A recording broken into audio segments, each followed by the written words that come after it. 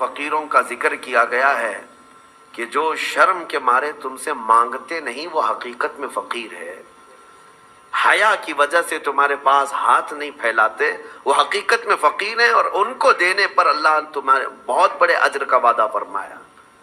یہ احساس آپ کو خود کو ہونا چاہیے۔ میں آج ایک مثال دوں، نبی پاک صلی اللہ تعالیٰ علیہ وسلم کا جو نظام ہے، سیدنا عثمان غنی رضی اللہ تعالیٰ عنہ کا جو مال تھا، حیرت ہوتی ہے آج بھی مدینہ طیبہ میں حضرت عثمان غنی کا اکاؤنٹ چل رہا ہے، آج بھی ان کے بینک کا کھاتہ چل رہا ہے، 14 صدیاں گزر گئی، ان کے نام کی جائیداد آج بھی موجود ہے، ان کا باغیچہ، ان کا کنواں جو انہوں نے خرید کر کے وقف کیا۔ جس کے پاس مال ہے وہ اگر اپنے سرمائے کو ریٹرن قوم تک پیش کرتا ہے تو اس کا مطلب یہ نہیں ہے کہ اس کا سرمایہ کم ہو جائے گا۔ تاریخ کی سچائیاں بتا رہی ہیں 14 سینچریاں گزر گئی لیکن ان کے مال میں ابھی بھی کمی نہیں ہے۔ مدینہ طیبہ میں ان کے نام کی پوری ہوٹل بھی ہے، وقف عثمان بن عفان۔ حضرت عثمان غنی رضی اللہ تعالیٰ عنہ کے وقف کی ہوئی چیزیں آج بھی مدینے میں موجود ہیں اور سرمایہ کما رہی ہیں، آج بھی کما رہی ہیں۔ مدینہ طیبہ میں جب حضور تشریف لائے حالات کیا تھے؟ ایک ہی کنواں تھا میٹھے پانی کا، اور وہ بھی یہودی کے قبضے میں تھا، وہ پانی بیچتا تھا تو پانی بیچا جاتا تھا۔ ظاہر سی بات ہے یہ استحصال آج بھی کچھ لوگ کرتے ہیں۔ جب ضرورت کی چیزیں نہیں ملتی مارکیٹ میں تو کچھ مالداروں کے پاس یہ چیزیں ہوتی ہیں اور وہ لوگوں کو جو 10 روپے کی وہ 100 روپے میں بیچتے رہتے ہیں۔ یہ احتکار اسلام میں ناجائز و حرام ہے، لوگوں کی مجبوری کا فائدہ اٹھانا۔ جب تمہارے لیے ضرورت تھی یہ 5 روپے کا ماسک جو ہے 50 روپے میں بھی بیچا جا رہا تھا، کیونکہ اب لوگوں کو ضرورت تھی۔ تو لوگوں کی ضرورت کو دیکھ کر کے اس کا منافع بڑھا دینا اور لوگوں کی مجبوری کا فائدہ اٹھانا، اسلام اس کی کبھی اجازت نہیں دیتا۔ جب مدینہ طیبہ میں آئے ایک یہودی سب کو پانی بیچ رہا ہے، پینے کا پانی، صحابہ جو غریب تھے حضور کی بارگاہ میں آئے، عرض کیا کہ یا رسول اللہ صلی اللہ علیہ وسلم اتنی غریبی ہے کہ ہم پانی خرید کر نہیں پی سکتے۔ حضور اکرم صلی اللہ تعالیٰ علیہ وسلم نے اعلان فرمایا کوئی ہے ہم میں سے جو اس کنویں کو خرید کر کے اللہ کی رضا کے لیے وقف کرے اور مسلمانوں کو پانی پہنچائے، اس کے لیے اللہ تعالیٰ جنت کی پوری نہر عطا فرمائے۔ حضرت عثمان غنی کھڑے ہوئے، مال والے تھے، پیسے تھے، کہا کہ یا رسول اللہ صلی اللہ علیہ وسلم مجھے اجازت دیں میں یہ سودا کرتا ہوں۔ گئے لیکن ماننا بھی تو چاہیے، جو مالک ہے کنویں کا اس کے پاس آئے، یہودی تھا، اس سے کہا تو یہ کنواں مجھے بیچ دے، اور ریٹ لگانا شروع کیا، کتنا جو تھا ہی نہیں اس وقت کا ریٹ۔ آپ نے 1000 درہم سے شروع کیا، 1000 2000 3000 4000 درہم چاندی کے سکے کو کہتے تھے، 10,000 درہم پر بھی لگائے، وہ دینے کو تیار نہیں ہوا، کہا نہیں میں بیچوں گا نہیں کنواں۔ پھر حضرت عثمان غنی نے ایک راستہ ہی نکالا، کہا اچھا ٹھیک ہے تو نہیں بیچے گا، پارٹنرشپ میں تو کر لیتے ہیں، آدھا آدھا کر لیں گے، تو آدھا مالک میں آدھا مالک، ایک دن تو بیچ ایک دن میں بیچوں گا۔ وہ اس بات پر راضی ہوا کہ کنواں تو میرے پاس ہی رہے گا، پارٹنرشپ میں لے لوں گا۔ 12,000 درہم چاندی کے سکے دے کر حضرت عثمان غنی نے کنویں کی آدھی ملکیت اپنے حاصل کر لی، آدھی ملکیت لے لی۔ اب اس کے بعد طے یہ پایا تھا کہ ایک دن یہودی کے قبضے میں رہے گا، ایک دن حضرت عثمان غنی کے قبضے میں رہے گا۔ اس کے قبضے میں جب ہے وہ پانی بیچے، جب ان کے قبضے میں ہو تو یہ پانی بیچے۔ حضرت عثمان نے آدھا پارٹنرشپ میں لیا اور مدینے میں آ کر اعلان کر دیا جسے پانی چاہیے وہ میری باری کے دن مفت میں لے جائے، جس کو اپنے پانی کی ضرورت ہے۔ مدینے کے غربا مساکین اور سب اہل مدینہ حضرت عثمان کی باری کا انتظار کرتے، جس دن ان کی باری ہوتی سب پانی لے لیتے، اور جب یہودی کی باری ہوتی وہ مکھیاں مارتا بیٹھتا، کون خریدتا؟ جب پانی مفت میں تقسیم ہو رہا ہو تو پیسے دے کر اس سے کون لیتا؟ تو اس نے جو سودا کیا تھا پھر وہ کہنے لگا کہ میں تو گھاٹے کا سودا کر لیا۔ عثمان چالاکی کر گیا، یہودی کہتا رہا اور اس کے بعد کئی دن تک اس کے کنویں پر کوئی خریدار نہیں آتا، تو اب حضرت عثمان کے پاس وہ آیا اور کہا باقی آدھا بھی خرید لو، آدھے کی جو پارٹنرشپ چلا رہے ہو باقی آدھا بھی تم خرید لو۔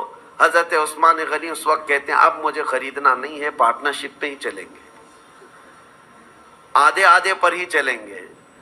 پھر حالات یہاں آئے کہ بہت اونے پونے اس یہودی کو چند سکوں پر، چند درہموں پر اپنا پورا کنواں دے کر جانا پڑا۔ حضرت عثمان غنی نے بہت مختصر سی دولت سے باقی کا کنواں خرید لیا، اور اس کے بعد بارگاہ رسالت مآب صلی اللہ علیہ وسلم میں حاضر ہوئے، عرض کرتے ہیں یا رسول اللہ صلی اللہ علیہ وسلم اس کنویں کی ملکیت مجھے پوری کی پوری حاصل ہو گئی، میں آپ کو گواہ بنا کر عرض کرتا ہوں میں اس کنویں کی ملکیت سے دستبردار ہوتا ہوں، آج سے یہ کنواں صرف اور صرف اللہ کے نام پر وقف ہو گیا۔ جسے پانی چاہیے وہ کنواں آج بھی 1400 سال کے بعد پانی دے رہا ہے، مدینے میں آج بھی موجود ہے، پورے مدینے کو پانی پلایا۔ مدینے والے جب تک رہے پانی پیتے رہے، پورے خلفائے راشدین کا دور گزرا، صحابہ تابعین کا دور گزرا، نہ جانے کتنے بادشاہوں کا دور گزرا، وہ کنواں اسی طرح موجود ہے۔ آج کے دور میں بھی جا کر کے دیکھیں، پورا ایک محلہ ہے بیر عثمان نام سے، مدینے میں بیر عثمان کا مطلب ہوتا ہے عثمان کا کنواں، پورے محلے کا نام ہے۔ یہ میں آپ کو یہ کہنا چاہتا ہوں، اللہ نے اگر آپ کے پاس کوئی چیز دولت عطا کی، نعمت عطا کی، اس کو اگر مخلوق خدا پر ریٹرن کرتے ہو ختم نہیں ہوتا، مولا ہمیشہ کے لیے قائم فرما دیتا ہے۔ اور قرآن میں وَأَمَّا مَا يَنْفَعُ النَّاسَ فَيَمْكُثُ فِي الْأَرْضِ، جو لوگوں کو نفع دیتا ہے وہ زمین میں ہمیشہ برقرار رہتا ہے، لوگوں کو نفع دیتا ہے وہ زمین میں برقرار رہ جاتا ہے۔ آج کے اس ظالمانہ نظام کے خلاف میں بات کروں گا۔ اقوام متحدہ UN کی رپورٹ کے اعتبار سے، ابھی پچھلے سال کی بات کر رہا ہوں، 2022 میں تقریباً 53 کنٹریز ایسی ہیں جس میں 11.5 کروڑ لوگ صرف بھوک کی وجہ سے مرے ہیں۔ 11.5 کروڑ لوگ بھوک مری، یہ دنیا کا اتنا بڑا ہوا ہے۔ میں پوچھنا چاہتا ہوں یہ رپورٹ نکالنے والے وہ بڑا ادارہ ہے، وہ بڑا ادارہ ہے اقوام متحدہ UN، جن کے پاس بڑے بڑے کنٹریوں کے بادشاہ آ کر بیٹھتے ہیں میٹنگوں کے لیے، تو رپورٹ نکالنے والوں کو کیا یہ شرم نہیں آتی کہ افریقہ کے غریب بچوں کی تصویریں چھاپ دیتے ہو؟ عربوں کی سونے کی کرسی کو کبھی کیوں نہیں ہلا کر کے پوچھتے کہ تمہارا ایک لقمہ ان کی زندگی بناتا ہے؟ کیوں نہیں پوچھا جاتا؟ دنیا میں یہ نظام نہیں ہے۔ دنیا آج مالداری کے حصول میں اور کمپٹیشن میں اتنی آگے بڑھ رہی ہے، ہر کوئی مال میں کمپٹیشن کرنا چاہ رہا ہے۔ آج عربوں کی حالت بھی دیکھیں آپ جا کر، وہ اونچی بلڈنگیں بنانے میں ایک دوسرے کی دوڑ میں لگے ہوئے ہیں، کسی کو 150 منزلے کی بنانی ہے، کسی کو 200 منزلے کی بنانی ہے، اور ایسے ایسے پروجیکٹ پلان لوگوں کے درمیان متعارف کرانا چاہتے ہیں۔ سعودی بھی دوڑنے لگ گیا، قطر بھی دوڑ رہا ہے، UAE بھی دوڑ رہا ہے، مال کی ریل پیل اتنی ہے، لیکن ان کے قریب میں یمن کے 50 لاکھ لوگ بے گھر ہیں، سیریا کے، شام کے، عراق کے، فلسطین کے بچے کھانا تو دور، بیماری میں دوا کی ایک گولی انہیں میسر نہیں ہے، وہ چھوٹی چھوٹی بیماریوں میں دم توڑ جاتے ہیں، مر جاتے ہیں۔ ہے تو امت مصطفیٰ، ان مالداروں سے سوال ضرور ہوگا، ضرور ہوگا۔ ان کے بغل میں بلکہ ان کے سائے میں وہ تمام قومیں ہیں جو چیخ رہی ہیں، لیکن کسی کی چیخ ان کے کانوں تک نہیں آتی۔ آپ جا کر کے دیکھیں کھانا، ان کے کھانے کا طریقہ یہ ہے کہ 2-4 ہاتھ بڑے برتن پر رکھ کر کے عرب اس کو فیشن سمجھتے ہیں، باقی پورا کھانا گٹر میں پھینک دیا جائے، پورا کا پورا بکرا بنایا جائے، 2-3 چمچ اس میں سے گوشت نکال کر کے باقی پھینک دیا جائے۔ یہ ہم نے اپنی آنکھوں سے دیکھا ہے، 1-2 نہیں، کئی کنٹل کی تعداد میں کھانا اس طرح پھینک کر کے بہا دیا جاتا ہے، اور ایک طرف ایک بریڈ کے لیے، ایک روٹی کے لیے سیریا میں بچے دھوپ میں دن بھر قطار لگا کر کھڑے ہوتے ہیں۔ کوئی ریلیف بانٹنے والی تنظیم آتی ہے، اور جو لوگوں سے چندہ کر کے وہاں جا کر کے لوگوں کو خیرات کرنے والی کوئی تنظیم آتی ہے، ایک گاڑی آتی ہے تو بچے ایسے جھپٹ پڑتے ہیں جیسے چیل جھپٹتی ہے۔ ہمارے ساتھ ہوا ہے، ہم بس لے کر کے عراق میں جائیں تو بس کا دروازہ کھولنا مشکل ہوتا ہے، بچے اس طرح سے پورے دروازے کو لٹک جاتے ہیں۔ اکثر تو ہمیں یہ ڈر لگتا تھا کہ کوئی بچہ ٹائر کے نیچے نہ آ جائے۔ ڈرائیور سے ہم بار بار کہتے بھی تھے کہ اتنے بچے ہیں، ایک بار بس کسی محلے میں چلی جائے تو 100-150 بچے 5 سال سے 7 سال کی عمر کے، دیکھو تو ان کے چہرے گلابی رنگت خوبصورت ہیں، لیکن الجھے بال، پھٹے کپڑے، اور ہمارے کپڑوں سے لپٹ جائیں، اور بانٹنے والا تھک جاتا ہے۔ مجھے یاد ہے 11ویں شریف کے موقع پر بکرے ذبح کر کے ہم نے اپنا نہیں پکایا، ان غربا اور مساکین کے جو ریفیوجی کیمپ تھے اس میں لے کر کے گئے۔ ایک ایک گوشت کا ٹکڑا 1.25 کلو کا ہوتا تھا، 1.25 کلو کا گوشت کا ٹکڑا ایک ایک کو تقسیم کیا جا رہا ہے، بچے اس طرح سے جھپٹ کر کے لیتے، اور میں نے دیکھا ہماری آنکھیں بھیگ گئی تھی۔ وہ جب گوشت کا ٹکڑا لے کر اپنی جھوپڑی میں جا رہے تھے تو چوم چوم کر کے آنکھوں کو لگا رہے ہیں، اور پکار پکار کر کے اپنی اماں سے کہہ رہے ہیں کہ گوشت آ گیا گھر میں، گوشت آ گیا گھر میں۔ یہ کیفیت ان ممالک کی میں بتا رہا ہوں جہاں امت مصطفیٰ آباد ہے۔ میرے عزیزو، یہ درد اس لیے کہہ رہا ہوں، ایک طرف سرمایہ دارانہ نظام ہے، اربوں کی پیسوں کی ریل پیل، دیکھو ان کو سونے کی کرسیاں بنانا ہے، سونے کے کموڈ بنانا ہے، ان کو لگژری گاڑیوں کا کلیکشن جمع کرنا ہے، اور کوئی امریکہ اور سپر پاور کنٹری کا کوئی بادشاہ آئے، کوئی بڑا لیڈر آئے تو اس کو سونے کی زنجیروں سے اور اس کو گفٹ سے بھر دینا ہے، لیکن ایک غریب کو 2 لقمے کھلانے کی ان کے اندر توفیق نہیں۔ یہ سارا مسئلہ صرف توفیق الہی سے ہے۔ اسی لیے رمضان المبارکہ میں ان لوگوں کا احساس کرو، اگر احساس نہیں ہے تو پھر جینے کا کوئی مقصد بھی نہیں ہے۔ احساس ہی سب سے بڑے ایمان کی طرف لے جاتا ہے۔ آپ کو یہ احساس ہونا چاہیے۔ میرے آقا صلی اللہ تعالیٰ علیہ وسلم نے حدیث میں فرمایا من لم یہتم بامرنا فلیس منا، جو اس حال میں صبح کیا کہ میری امت کے بارے میں کچھ نہیں سوچا، وہ میری امت میں سے نہیں ہے، میری امت میں سے نہیں ہے۔ آج آپ تمام حضرات سے بھی میں یہی کہوں گا، تمہارا اپنا روزہ، آپ کو پتہ ہے روزہ آپ بھوکے پیاسے رہتے ہیں، لیکن اس کے باوجود جب اجتماعی طور پر کہیں افطار ہو رہی ہو، مسجدوں میں جاؤ یا کئی ایسی جگہوں پر جا کر افطار کرو جہاں دوسرے لوگ بھی ہوں، تمہارے افطار تو کرنا ہی ہے، لیکن اپنے ہاتھ سے اٹھا کر اپنے ایک بھائی کو کھجور بھی دے دیا، اس کے روزے کے برابر بھی آپ کو ثواب ہے۔ اللہ تبارک و تعالیٰ نے یہ نظام تمہارے لیے رکھا ہے۔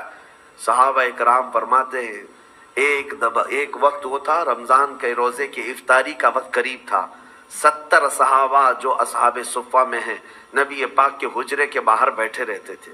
ایک دودھ کا پیالہ آیا ہے، چند کھجوریں آئی ہیں اور سب دسترخوان پہ ہیں، اور افطار کے لیے چند ہی لمحے باقی رہ گئے۔ نبی پاک صلی اللہ علیہ وسلم نے اپنے حجرے میں اندر دیکھا، حضرت عائشہ سے کہا کہ عائشہ باہر نظر کرو، کوئی باقی تو نہیں رہ گیا، کوئی مسافر، کوئی اجنبی تو نہیں ہے۔ حضرت عائشہ کہتی ہیں وہ کھڑکی سے اندر سے جھانک کر دیکھتی ہیں، جنت البقیع قبرستان حضور کے حجرے سے تھوڑی دور پہ ہے، ایک درخت تھا غرقد کا، اس درخت کے نیچے کوئی ایک مسافر آیا ہے اور الجھے ہوئے بال ہیں، کہیں لمبے سفر سے آیا، وہ اپنی سواری کو باندھ رہا۔ حضرت عائشہ نے کہا یا رسول اللہ صلی اللہ علیہ وسلم، کوئی دور کا مسافر لگتا ہے اور غرقد کے نیچے کھڑا ہے، افطار کرنے کے لیے میرے آقا بیٹھے، چند لمحے باقی رہ گئے تھے۔ صحابہ کہتے ہیں حضور دسترخوان چھوڑ کر اٹھ گئے، میرے آقا دسترخوان چھوڑ کر اٹھ گئے اور چل کر کے گئے، اور جب اس کے پاس گئے تو اس سے پوچھا کہاں سے آئے، وہ بڑا لمبا سفر کر کے آیا تھا، اور حضور اکرم صلی اللہ تعالیٰ علیہ وسلم نے اس سے پوچھا کہ یہاں آنے کا مقصد کیا ہے؟ آنے والے نے کہا میں محمد صلی اللہ علیہ وسلم سے ملاقات کے لیے آیا ہوں، میں انہیں دیکھنے آیا ہوں۔ حضور نے ہاتھ پکڑ کر طلب کیا کہ چلو ہمارے ساتھ، اور حضور اکرم صلی اللہ تعالیٰ علیہ وسلم لا کر کے اس کو دسترخوان پر بٹھائے، اور جب دسترخوان پر بیٹھا ایک دودھ کا پیالہ تھا، حضور نے پیش کیا، وہ آیا ہوا مسافر پورا دودھ پی گیا۔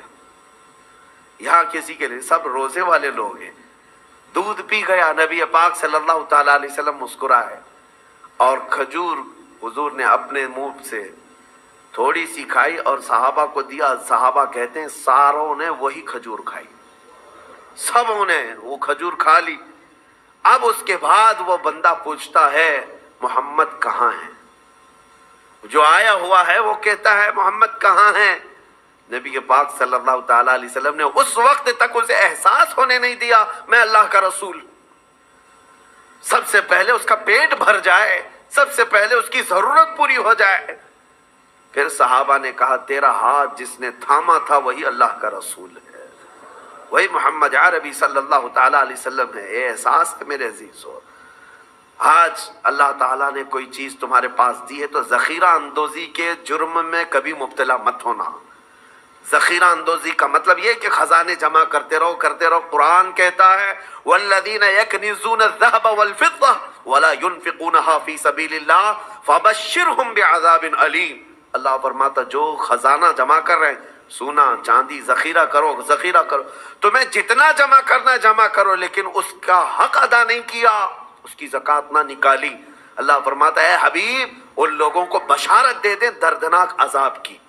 यौमा युहमा अलैहा फी नारी जहन्नम फतुक्वा बिहा जिबाहुहुम व जुनूबुहुम व ज़ुहूरुहुम हादा मा कनज़्तुम लिअन्फुसिकुम फज़ूक़ू मा कुन्तुम तकनिज़ून। क़यामत के दिन अल्लाह फरमा रहा है उस दिन आग तपाई जाएगी जहन्नम की, और फिर ये जो लोग ज़ख़ीरा अंदोज़ी में मुलव्विस थे उनकी पेशानियों को दागा जाएगा, उनकी पीठ को दागा जाएगा, उनके दोनों बाजुओं को दागा जाएगा, और फिर उनसे कहा जाएगा चखो ये तुम्हारा वही माल है जिसको तुम जमा करके सांप की तरह बैठे रहते थे। अगर अल्लाह ने दिया खूब जमा करो खूब हासिल करो, लेकिन उसका हक भी अदा करो।